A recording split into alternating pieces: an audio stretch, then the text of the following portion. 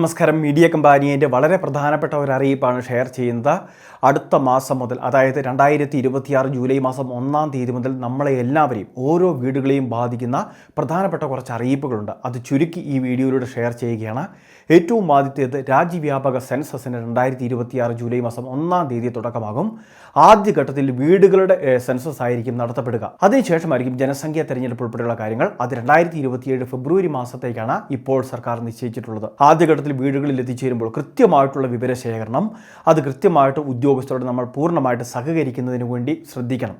കാരണം നമ്മളുടെ പ്രദേശത്ത് നിലവിൽ വരുത്തേണ്ട ഹോസ്പിറ്റലുകൾ, മറ്റ് അടിസ്ഥാന സൗകര്യങ്ങൾ, മറ്റ് വികസന പദ്ധതികൾ, ഇതെല്ലാം തന്നെ കേന്ദ്ര സർക്കാരിന് പ്ലാൻ ചെയ്യുന്നതിന് വേണ്ടി കൂടിയാണ് ഇത്തരത്തിലുള്ളൊരു സെൻസസ് എന്നൊരു കാര്യം തീർച്ചയായിട്ടും നിങ്ങൾ എല്ലാവരും ശ്രദ്ധിക്കുക. രണ്ടാമത്തെ മറ്റൊരു പ്രധാനപ്പെട്ട കാര്യം, VBG റാംജി എന്ന് പറയുന്ന പുതിയ തൊഴിൽ അധിഷ്ഠിത പദ്ധതിക്ക് 2026 ജൂലൈ മാസം 1-ാം തീയതി തുടക്കമാകും. നമ്മളുടെ സംസ്ഥാനത്തെ മഹാത്മാഗാന്ധി ദേശീയ ഗ്രാമീണ തൊഴിലുറപ്പ് പദ്ധതിയിലെ അംഗങ്ങളും അതോടൊപ്പം തന്നെ ചേരാൻ താല്പര്യമുള്ളവർക്ക് പഞ്ചായത്തിൽ രജിസ്ട്രേഷൻ ചെയ്ത് ഈ പദ്ധതിയിലേക്ക് ചേരുന്നതിന് വേണ്ടിയും സാധിക്കുന്നതായിരിക്കും. നിലവിൽ തൊഴിലുറപ്പ് പദ്ധതിയേക്കാൾ ഉയർന്ന വേതനം, അതോടൊപ്പം തന്നെ 125 ദിവസത്തോളം തൊഴിൽ ദിനങ്ങൾ നമുക്ക് ഉറപ്പുവരുത്തുന്നു.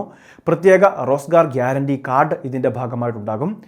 Viksit Bharat guarantee for Rozgar and Ajeevika mission Gramin എന്നാണ് പഴയ മഹാത്മാഗാന്ധി ദേശീയ ഗ്രാമീണ തൊഴിലുറപ്പ് പദ്ധതിയുടെ പേര് ഇപ്പോൾ പുനർനാമകരണം ചെയ്തിട്ടുള്ളത്. അപ്പോൾ ഈ പദ്ധതി ജൂലൈ മാസം 1-ാം തീയതി മുതൽ നിലവിൽ വരികയും ചെയ്യുന്നതായിരിക്കും. ആധാറുമായിട്ട് ലിങ്ക് ചെയ്തിട്ടുള്ള ബാങ്ക് അക്കൗണ്ടിലേക്ക്, CD ചെയ്തിട്ടുള്ള ബാങ്ക് അക്കൗണ്ടിലേക്കായിരിക്കും നമ്മളുടെ തൊഴിലിൻ്റെ ആനുപാതികമായിട്ടുള്ള ശമ്പളം ക്രെഡിറ്റ് ആവുന്നത്. മൂന്നാമത്തെ മറ്റൊരു പ്രധാനപ്പെട്ട അറിയിപ്പ്, നമ്മളുടെ സംസ്ഥാനത്തെ ഗ്യാസ് സിലിണ്ടറിൻ്റെ വിതരണത്തിലും കുറച്ച് മാറ്റങ്ങൾ വരുന്നുണ്ട്. അതായത് EKYC ചെയ്യുന്നതിന് വേണ്ടി ഗ്യാസ് കണക്ഷൻ ആരുടെ പേരിലാണ് എടുത്തിട്ടുള്ളത് അവരെല്ലാം തന്നെ ഇലക്ട്രോണിക് KYC മസ്റ്ററിങ് ചെയ്യുന്നതിന് വേണ്ടി മുൻപ് തന്നെ അറിയിപ്പുണ്ടായിരുന്നു. ഇങ്ങനെ മസ്റ്ററിങ് ചെയ്യാത്തവർക്ക് ഒരു പക്ഷേ ഇനി മുതൽ റീഫിൽ സിലിണ്ടറുകൾ ലഭിക്കുന്നതല്ല. പ്രത്യേകിച്ച് ഉജ്ജ്വൽ യോജന ഗ്യാസ് കണക്ഷൻ ആണെങ്കിൽ സബ്സിഡി ആനുകൂല്യങ്ങളും അങ്ങനെയുള്ളവർക്ക് നിർത്തലാക്കുന്നതാണ്. ഇനി നമ്മുടെ പ്രദേശത്തേക്ക് പൈപ്പ്ഡ് നാച്ചുറൽ ഗ്യാസ് പോകുന്നുണ്ടെങ്കിൽ നമ്മൾ ഗാർഹിക ഗ്യാസ് കണക്ഷൻ പദ്ധതി ഉപേക്ഷിക്കണമെന്ന കേന്ദ്ര സർക്കാരിൻ്റെ അറിയിപ്പുണ്ടായിരുന്നു. ജൂൺ മാസം 30 വരെയായിരുന്നു അതിനുള്ള സമയമുണ്ടായിരുന്നത്. ഇനി ഇത് ചെയ്യാത്തവർക്ക് ഗ്യാസ് സിലിണ്ടറിൻ്റെ വിതരണം നടക്കുന്നതല്ല. നമ്മൾ പൈപ്പ്ഡ് നാച്ചുറൽ ഗ്യാസിലേക്ക് ആപ്ലിക്കേഷൻ വെച്ച് കണക്ഷൻ എടുക്കേണ്ടതാണ്. അടുത്ത മറ്റൊരു പ്രധാനപ്പെട്ട കാര്യം, PM കിസാൻ സമ്മാൻ നിധിയിലെ ഗുണഭോക്താക്കളാണ്. കിസാൻ സമ്മാൻ നിധിയുടെ 6000 രൂപ വീതം ഉള്ള ആനുകൂല്യം മുടങ്ങാതെ ലഭിക്കണമെങ്കിൽ ഇലക്ട്രോണിക് KYCയുടെ സ്റ്റാറ്റസ് പരിശോധിക്കണം. ചിലരുടെ EKYC വീണ്ടും ഒന്നുകൂടി ചെയ്യാനുള്ള നിർദ്ദേശങ്ങൾ വന്നിട്ടുണ്ട്. അപ്പോൾ ഇതിൻ്റെ അടിസ്ഥാനത്തിലാണ് ഓൺലൈൻ സർവീസ് സെൻ്ററുകൾ വഴിയൊക്കെ അല്ലെങ്കിൽ മൊബൈൽ ആപ്ലിക്കേഷൻ വഴിയൊക്കെ EKYCയുടെ സ്റ്റാറ്റസ് പരിശോധിക്കാൻ പ്രത്യേകം ഓർമ്മിപ്പിക്കുന്നത്. ഒന്നുകൂടി ഇത് പുതുക്കിയെടുക്കുന്ന സംവിധാനം പലരും ചെയ്യേണ്ടതായിട്ട് വരുന്നുണ്ട്. എന്നാൽ എല്ലാവർക്കും ഇത് നിർബന്ധമല്ല. മുൻപ് ചെയ്തിട്ടുള്ളത് EKYC ഡൺ എന്നാണ് കാണിക്കുന്നതെങ്കിൽ മറ്റു പ്രശ്നങ്ങൾ ഉണ്ടാവില്ല. അടുത്ത മറ്റൊരു പ്രധാനപ്പെട്ട അറിയിപ്പ്, കേന്ദ്ര സംസ്ഥാന സർക്കാരിൻ്റെ സ്കോളർഷിപ്പുകൾക്കും ജൂലൈ മാസം 1-ാം തീയതി മുതൽ തുടക്കം കുറിക്കും.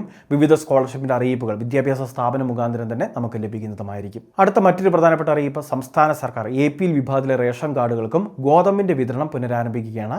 ജൂലൈ മാസം മുതലാണ് റേഷൻ കാർഡുകൾക്ക് ഇത്തരത്തിലുള്ള ആനുകൂല്യം വാങ്ങാൻ സാധിക്കുന്നത്. അടുത്ത മറ്റൊരു പ്രധാനപ്പെട്ട അറിയിപ്പ്, നമ്മുടെ സംസ്ഥാനത്തെ വിധവാ പെൻഷനും അവിവാഹിത പെൻഷനൊക്കെ വാങ്ങുന്ന ഗുണഭോക്താക്കളിൽ നോൺ റീമാരേജ് സർട്ടിഫിക്കറ്റ് സമർപ്പിക്കാനുള്ള നിർദ്ദേശം ജൂൺ മാസം 30-ാം തീയതിയോടെ പൂർത്തിയാകും.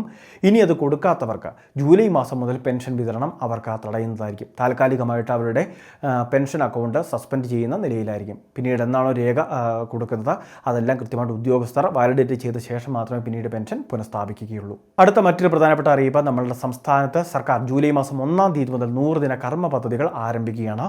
വിവിധ ക്ഷേമ പദ്ധതികളുടെ വിതരണവും അതോടൊപ്പം തന്നെ വിവിധ പദ്ധതികളുടെ തുടക്കം കുറിക്കലും എല്ലാമാണ് ഈ 100 ദിന കർമ്മ പദ്ധതിയിൽ ചേർത്തിട്ടുള്ളത്.